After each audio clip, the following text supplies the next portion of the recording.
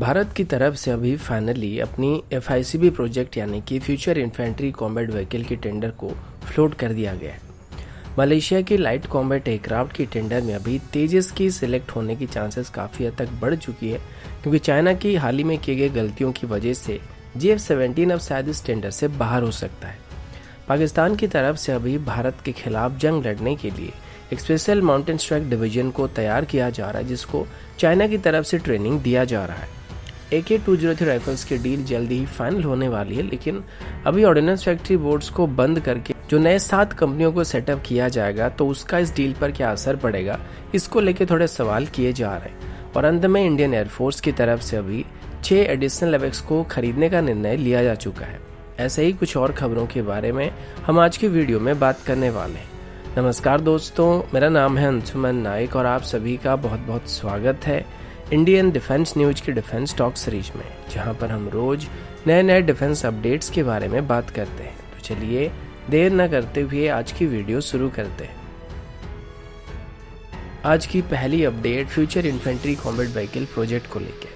जिसके अंदर Indian army के लिए नए इन्फेंट्री कॉम्बैट व्हीकल खरीदे जाएंगे। वैसे ये प्रोजेक्ट पिछले कई सालों से पेंडिंग पड़ा हुआ था, लेकिन अभी आर्मी की तरफ से फाइनली इसके लिए एक RFI को इशू किया गया है, जिसके अंदर अभी लगभग 1750 फ्यूचरिस्टिक इन्फेंट्री कॉम्बैट व्हीकल को खरीदा जाएगा। ये complete make in India project होने वाली है और अभी ये जो RFI इशू किया गया, इससे ये पता लगने वाला है कि इसमें कौन कौन से इंडियन कंपनी पार्टिसिपेट करने वाले हैं। RFI के मुताबिक ये जो टोटल 1750 इन्फेंट्री कॉम्बैट व्हीकल खरीदे जाएंगे, इन सभी को कॉन्ट्रैक्ट साइन होने के 2 साल के अंदर ही बनाना शुरू किया जाएगा और हर साल कम से कम 75 से लेकर 100 व्हीकल को बनाकर इंडियन आर्मी में शामिल किया जाएगा। अब इससे पहले भी future ready combat vehicle project के लिए RFI को इशू किया गया था, जिसके अंदर मेन बैटल टैंक को खरीदा जाएगा, लेकिन इसको शायद अभी फेज वाइज मैनर में खरीदा जा सकता है। अब इन्फेंट्री कॉम्बैट व्हीकल की बात करें तो इसको पहले 2009 के आसपास खरीदने की प्लानिंग किया जा रहा था, लेकिन तब से जो डील था वो फाइनल नहीं हो पा रहा था और 2018 में इसको दोबारा से फ्लोट किया गया था। अब ये जो व्हीकल होने वाला है, इनको मेनली हम क्रॉस कंट्री ऑपरेशन के दौरान, एम्फीबियस ऑपरेशन के दौरान, डेजर्ट कंडीशन में या फिर हाई एल्टीट्यूड कंडीशन में इस्तेमाल करने वाले हैं और इनको हम ट्रूप ट्रांसपोर्टेशन के लिए इस्तेमाल कर सकते हैं और साथ ही इन्फेंट्री यूनिट को सपोर्ट प्रोवाइड करने के लिए भी इस्तेमाल कर सकते हैं, जिस वजह से इनमें एंटी टैंक वेपन भी मौजूद होने वाली है। साथ ही इन व्हीकल में डे नाइट फाइटिंग कैपेबिलिटी और CBRN प्रोटेक्शन सिस्टम भी मौजूद होने वाला और ये ड्रोन्स के साथ भी एंगेज हो सकते हैं। इन व्हीकल्स की जो मिनिमम लाइफ साइकिल होने वाली है वो लगभग 32 साल के आसपास होने वाली, जिसमें इनको कम से कम एक बार ओवरऑल किया जा सकेगा या फिर इनको मिड लाइफ अपग्रेड किया जा सकेगा। अगला अपडेट मलेशिया को लेके। आप सबको पता होगा कि मलेशिया की तरफ से अभी अपनी एयरफोर्स में कुछ लाइट कॉम्बैट एयरक्राफ्ट को इंडक्ट करने की प्लानिंग किया जा रहा है, जिसके लिए अभी फॉर्मली मलेशिया की तरफ से एक RFI को इशू किया गया है। इसके अंदर अभी मलेशिया की तरफ से लगभग 18 जेट को खरीदा जाएगा, जो कि आगे चल के उनकी हॉक जेट ट्रेनर को रिप्लेस करने वाले हैं। और यहाँ पर साथ मलेशिया की तरफ से एक ऐसे लाइट कॉम्बैट एयरक्राफ्ट को खरीदने की कोशिश किया जा रहा है, जिसको बोथ ट्रेनर एयरक्राफ्ट के तौर पर और कॉम्बैट एयरक्राफ्ट के तौर पर इस्तेमाल किया जा सकेगा। इस टेंडर को ऑफिशियली मलेशिया की तरफ से fighter lead in trainer light combat aircraft बताया जा रहा है और इससे पहले भी 2018 में जब मलेशिया की तरफ से लाइट कॉम्बैट एयरक्राफ्ट के लिए टेंडर को फ्लोट किया गया था, उस दौरान इसमें बोइंग की T-7 रेड हॉक, काई की FA-50, लियोनार्डो की M346, HAL की तेजस, चाइनीज JF-17 और चाइनीज L-15 एयरक्राफ्ट और रशियन Yak-130 एयरक्राफ्ट के साथ साथ चेक रिपब्लिक की L-39NG पार्टिसिपेट कर रहे थे। अब इसमें तेजस की सिलेक्ट होने की चांसेस काफ़ी ज़्यादा बताया जा रहा है, क्योंकि तेजस के साथ वहाँ पर कम्पीट करने वाला अगर कोई एयरक्राफ्ट था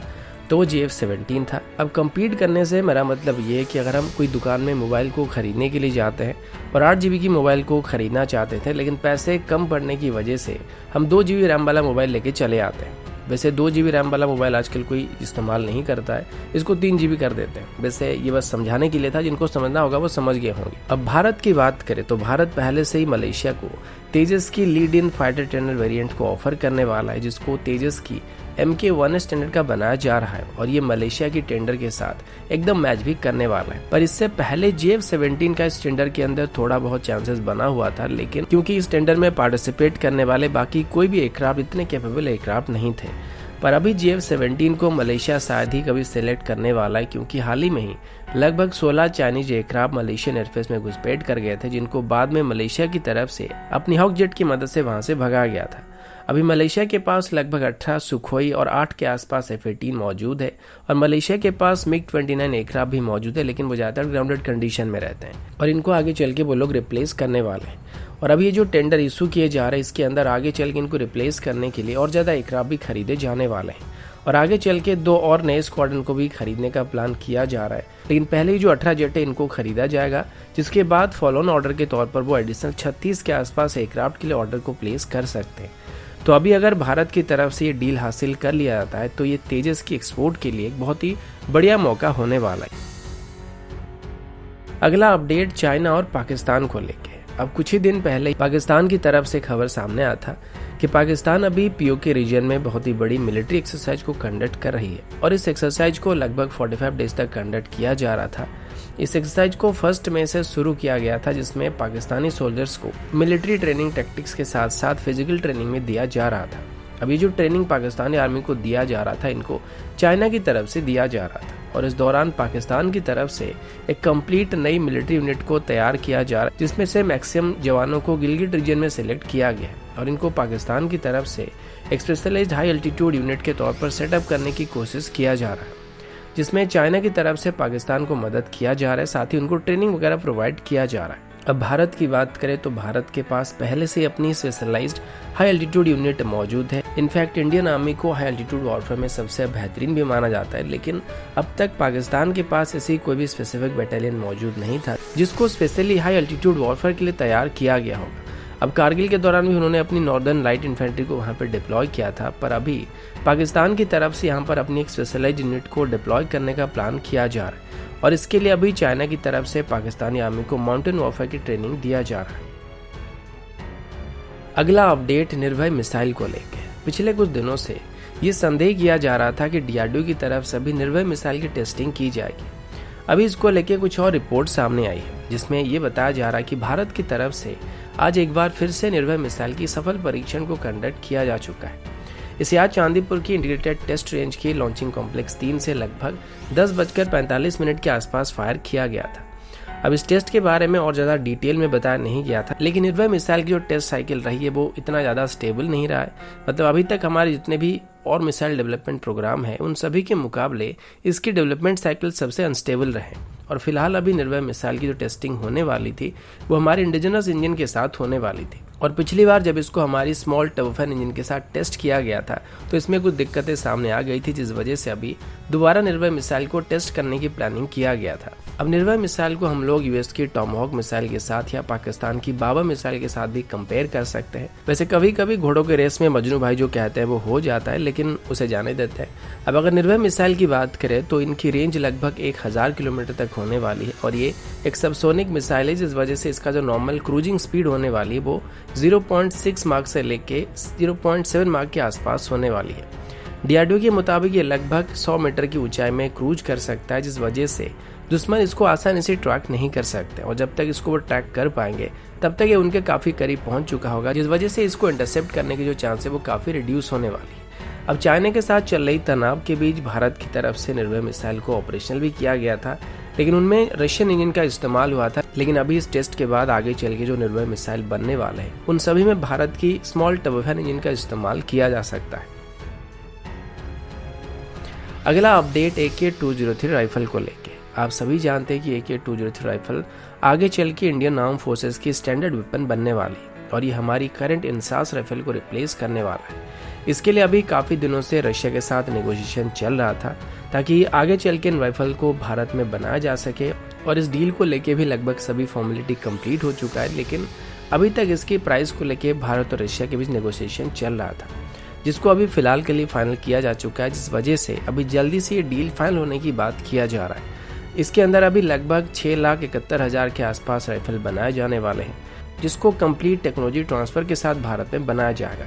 लेकिन पहले इनको ऑर्डिनेंस फैक्ट्री बोर्ड के द्वारा बनाया जाने वाला था, तो अभी जब ऑर्डिनेंस फैक्ट्री बोर्ड को बंद करके उनकी जगह में 7 अलग कंपनी को सेटअप करने का निर्णय लिया जा चुका है, तो इसको लेके थोड़ा बहुत डाउट किया जा रहा है और थोड़ा बहुत सवाल भी किया जा रहा है कि अगर ऐसा हुआ तो इनको किस तरीके से मैन्युफैक्चर किया जाएगा। तो इसी बात को अभी क्लैरिफाई करते हुए गवर्नमेंट की तरफ से बताया गया कि ऑर्डिनेंस फैक्ट्री बोर्ड भले ही कॉर्पोरेटाइज होने वाले, लेकिन इससे उनकी एम्प्लॉयज के ऊपर या फिर उनकी काम करने के तरीके के ऊपर कोई खास असर नहीं पड़ेगा और आगे चल के भी AK-203 जिस तरीके से बनाए जाने वाले थे उसी तरीके से बनाए जाने वाले। और अभी रशिया की तरफ से भी ये बताया जा रहा है कि इस डील के साइन होने के बाद अगर भारत को इमरजेंसी बेसिस पर राइफल्स की जरूरत पड़ती है तो वो तुरंत इनको रशिया से भारत पे शिप कर सकते हैं और ये राइफल हमें लगभग 70,000 के आसपास पड़ने वाले हैं। और जहां तक मुझे लगता है यहाँ पर रशियन AK-203 और इंडियन वेरिएंट में कुछ बेसिक अंतर होने वाला है और इसके पीछे कॉस्ट कटिंग एक मेजर इशू हो सकता है, जिस वजह से हमें एडजस्टेबल स्टॉक वगैरह नहीं मिलने वाला और उसके बदले हमको फोल्डेबल स्टॉक यहाँ पे देखने को मिलने वाला है। नॉर्मली रशिया के जो AK-203 राइफल्स होते हैं उनमें एडजस्टेबल स्टॉक होते हैं, लेकिन डिफेंस एक्सपो में मैंने देखा था कि AK-203 का जो मॉडल वहाँ पे डिस्प्ले किया गया था वो AK-203 कम लग रहा था, जबकि AK-103 जैसा ज़्यादा लग रहा था। तो आप इसको एक तरीके से इन दोनों का एक हाइब्रिड वेरिएंट कह सकते हैं। अगला अपडेट AWACS को लेके। आप सभी को पता होगा कि अभी हमारी जो AWACS है उसकी स्ट्रेंथ काफ़ी कम है, क्योंकि कुल मिलाकर हमारे पास अभी 6 AWACS मौजूद हैं और इसके बारे में हमने 1 या 2 दिन पहले बात किया था, तो उतना डिटेल में अभी हम नहीं जाएंगे। लेकिन आज इससे रिलेटेड कुछ और खबर भी सामने आई है जिसमें ये बताया गया कि इंडियन एयरफोर्स की तरफ से अभी एयर इंडिया से A320 एयरक्राफ्ट को खरीदने का फैसला किया जा चुका है। आपको पता होगा कि नेत्र AWACS के बाद DRDO की तरफ से अभी 360 डिग्री तक स्कैन करने वाले एक AWACS को बनाने का फैसला किया गया था और ऐसे टोटल 6 AWACS को बनाया जाने वाला है, लेकिन इनकी रेंज जो है वो नेत्र AWACS के मुकाबले लगभग 2 गुना ज़्यादा होने वाला है। अब इसके लिए एम्ब्रेयर की ERJ-145 एयरक्राफ्ट के बदले A320 एयरक्राफ्ट को ज़्यादा सुइटेबल माना जा रहा है, जिस वजह से इंडियन एयरफोर्स की तरफ से अभी A320 एयरक्राफ्ट को एक्वायर करने की कोशिश किया जा रहा था। अब पहले इनको एयरवेज से सीधे तौर पर खरीदने का प्लान किया गया था, लेकिन वो हमको ज़्यादा महंगे पड़ने वाले थे, जिस वजह से बाद में इनको एयर इंडिया से सेकेंड हैंड कंडीशन में खरीदने का प्लान किया गया था, जिनमें हम 5 से 10 साल पुरानी एयरक्राफ्ट को नए के मुकाबले आधे कीमत पर खरीद सकते हैं और बाद में इसको DRDO को हैंडओवर कर दिया जाएगा, जिससे इसको AWACS से कन्वर्ट कर दिया जाएगा। लेकिन हाँ, अगर इनमें अच्छा खासा सर्विस लाइफ बचा होगा तभी इनको एक्वायर किया जाएगा। अभी इंडियन एयरफोर्स की तरफ से एयर इंडिया से A320 एयरक्राफ्ट को खरीदने की बात कंफर्म करने के बाद DRDO की तरफ से इनको मॉडिफाई करने के ऊपर भी जोर दिया जाएगा, पर अभी तक इसके लिए फाइनेंशियल एलोकेशन नहीं हुआ है और इसके लिए लगभग $1.4 बिलियन के आसपास एलोकेट होने वाले थे। और 2 दिन पहले इंडियन एयरफोर्स की तरफ से 3 एडिशनल नेत्र AWACS को खरीदने की बात की गई थी, जो कि कुल मिलाकर अभी लगभग 9 नए AWACS को खरीदने की बात कंफर्म हो चुकी है, जो कि बस कुछ ही सालों में इंडियन एयरफोर्स में शामिल होने वाले, जिसके बाद इंडियन एयरफोर्स के AWACS की स्ट्रेंथ लगभग 15 के आसपास इंक्रीज होने वाली। तो दोस्तों, अभी के लिए इतना ही। मिलता हूँ आपसे अगले वीडियो में, तब तक के लिए जय हिंद, वंदे मातरम।